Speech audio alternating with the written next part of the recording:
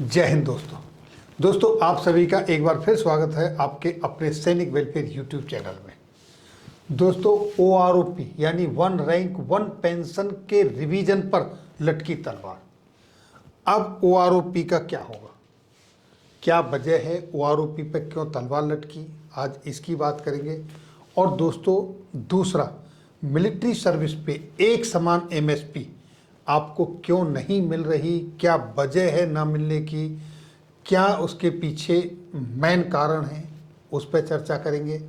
और तीसरा, CID के अंदर भेदभाव पर क्यों नहीं फैसला आ रहा, MSP और CID का मुद्दा जो हाई कोर्ट में लड़ा जा रहा है उसकी वजह, उस पर भी बात करेंगे। ये तीनों मुद्दे आज मैं आपके लिए इस वीडियो के अंदर कवर करूँगा। तो सबसे पहले देखते हैं OROP के ऊपर क्यों तलवार लटकी।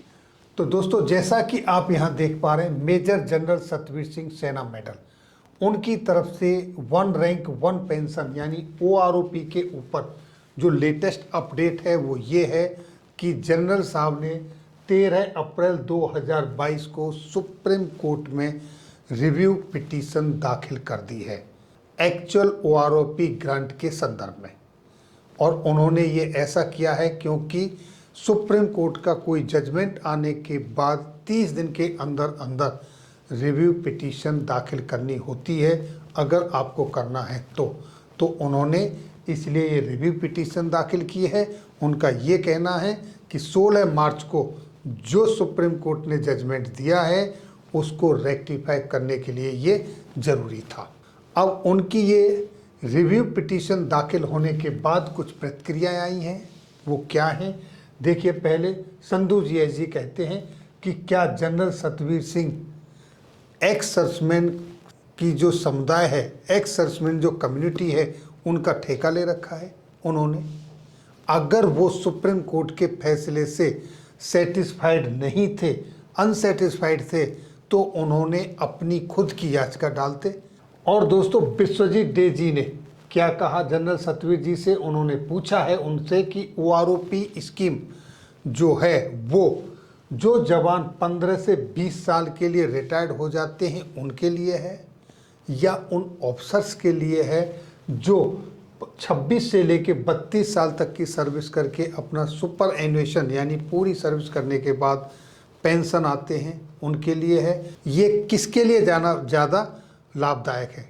और आगे देखिए दोस्तों, विश्वजीत डे जी ने आगे बताया कि ये जो OROP इम्प्लीमेंट होने के बाद फर्स्ट टाइम क्या हुआ, सिपाही को 13% उसकी बेसिक पेंशन में बढ़ोतरी हुई, नायक के लिए 8% बढ़ोतरी हुई, हवलदार को 6.32% की बढ़ोतरी हुई, जबकि दोस्तों लेफ्टिनेंट कर्नल को 27% की बढ़ोतरी हुई और कर्नल की बेसिक पे में 30%, वहीं ब्रिगेडियर की बेसिक पे में 32% की बढ़ोतरी हुई और मेजर जनरल को 30% का ज़्यादा फायदा मिला।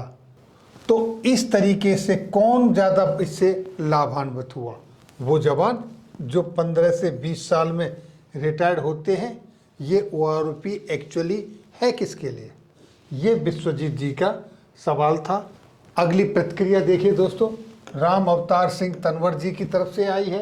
इनका कहना है कि जनरल सतवीर सिंह साहब से रिक्वेस्ट किया गया था कि आप रिव्यू पिटीशन फाइल ना करें, लेकिन आपने रिव्यू पिटीशन फाइल की।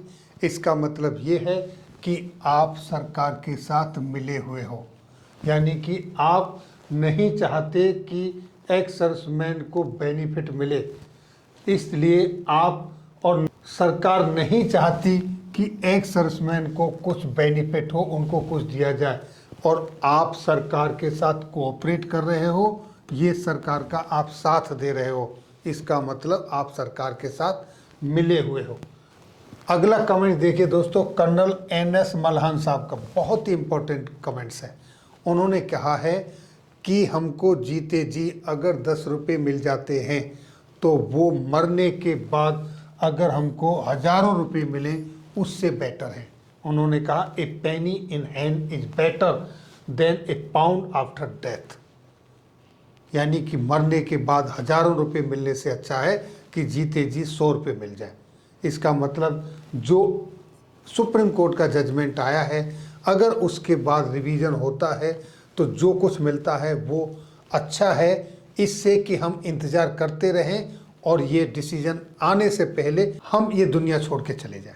अब देखिए दोस्तों, उमा शंकर सिंह ने क्या कहा है। उन्होंने क्या है कि OROP के ऊपर जो जजमेंट आया है सुप्रीम कोर्ट का, उसके अगेंस्ट में जो रिव्यू पिटीशन डाली गई है वो एक्स सर्विसमैन को जो बेनिफिट मिल रहा था उसको डिले करना है, यानी उसको उनको जो न्याय मिला है उस न्याय को डिरेल करना है।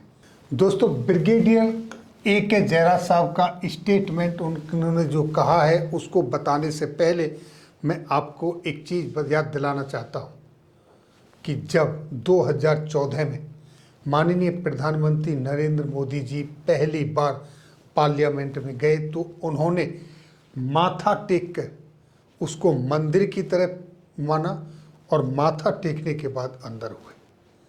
तो आज उस पार्लियामेंट की कथनी और करनी में क्या फ़र्क है वो थोड़ा देखने वाली बात है। सुप्रीम कोर्ट में अब्दुल सलेम को जब जेल होने जा रही थी तो उस समय के डिप्टी PM अडवाणी जी ने क्या कहा।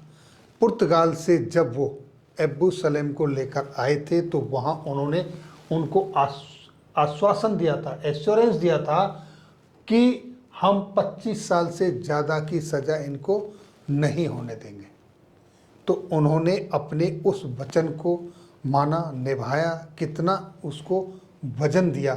दूसरी तरफ OROP केस में एक मंत्री जी ने आश्वासन दिया था, एश्योरेंस दिया था OROP का, लेकिन क्या हुआ, उसको बाध्य नहीं है वो, उनको उन्होंने नहीं माना। तो दोस्तों, ये कथनी और करनी का जो अंतर है वो सामने निकल के आ रहा है। और आगे देखिए दोस्तों, यहाँ पर मोनिका वर्मा जी ने क्या कहा है। आपको याद होगा अयूब राना के केस में 24 घंटे के अंदर सुप्रीम कोर्ट में सुनवाई हो जाती है। और हाल ही में आपने देखा जहांगीरपुरी के क्रिमिनल्स जो रोडों के ऊपर अवैध इंक्रोचमेंट करके, कैप्चर करके अपना बिजनेस चला रहे थे, उनके लिए भी 24 घंटे के अंदर सुप्रीम कोर्ट खुल जाती है दोस्तों। और इतना ही नहीं, आतंकवादियों के मर्सी पिटिशनर्स के लिए भी 24 घंटे में अदालत के अंदर सुप्रीम कोर्ट में हियरिंग हो जाती है। जबकि दोस्तों हजारों की तादाद में विचाराधीन कैदी जेलों में मर जाते हैं, लेकिन उनकी सुनवाई पूरी नहीं होती। जानते हो हमारे केसों में ऐसा क्यों नहीं होता, हमारी सुनवाइयाँ क्यों नहीं होती? क्यों? क्योंकि हम एक नहीं हैं, हम यूनाइटेड नहीं हैं, हम अलग अलग हैं। क्यों? हमारे अंदर कहीं ना कहीं एकता की कमी है। और वो क्यों है? देखिए दोस्तों, दिल्ली हाई कोर्ट के अंदर आपको पता है एक समान मिलिट्री सर्विस पे का केस चल रहा है, जिसकी सुनवाई 19 अप्रैल 2022 को होनी थी लेकिन नहीं हुई, और उसकी तारीख मिली आपको 5 महीने बाद सितंबर में। क्या ये जनरल साहब या कोई और किसी अधिकारी ने ये कहा कि जवानों को ये जो जोखिम भत्ता है, रिस्क अलाउंस है, मिलिट्री सर्विस पे के रूप में जो दिया जाता है, वो एक समान मिलना चाहिए? नहीं। अगर वो ऐसा करते, जवानों को एक समान रिस्क अलाउंस दिया जाता और वो जवानों के साथ केस लड़ते, और आज अगर वो एक कॉल करते तो जवान लाखों की तादाद में गैदर होते, जंतर मंतर क्या दिल्ली पूरी नहीं उनको रोक पाती। और जब ऐसा सैलाब उठता तो रातों रात नहीं 8 घंटे में सुप्रीम कोर्ट भी खुलता और आपकी सुनवाई होती। दूसरा एग्जाम्पल आपके सामने है, यहाँ देखिए दोस्तों, ये केस भी दोस्तों दिल्ली हाई कोर्ट में चल रहा है CHD का, जहाँ पर 4 अप्रैल को सुनवाई होनी थी, सुनवाई नहीं हुई। 7 महीने के बाद का 23 नवंबर को दोस्तों तारीख मिली है। 7 महीने के बाद तारीखें मिलेंगी, फिर सुनवाई नहीं होगी।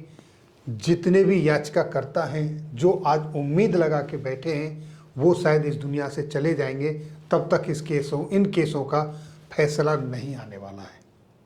यहाँ कोई जवान किसी का हक नहीं मांग रहा है, किसी के अगेंस्ट में नहीं है, वो अपने लिए समानता मांग रहा है, जो उसका हकदार है।